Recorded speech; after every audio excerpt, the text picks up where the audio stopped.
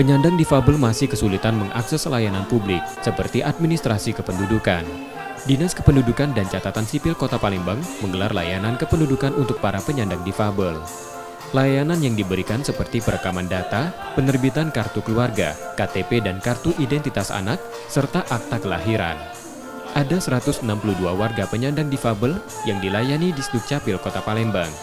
Karena selama ini mereka kesulitan mendapat akses layanan kependudukan baik di kantor camat maupun di Sdukcapil.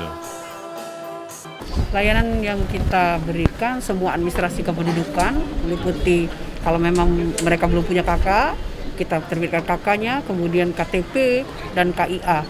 Serta kalau misalnya memang nanti ada yang belum punya akte, kita akan proses semuanya. Kita semuanya prioritas karena penduduk itu mempunyai hak untuk mendapatkan administrasi. Kita tahu sekarang kan semua pelayanan publik sudah berbasis NIK.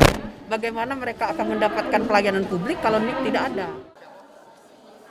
Selain panti difabel, layanan jemput juga mendatangi tempat-tempat tertentu seperti lembaga pemasyarakatan.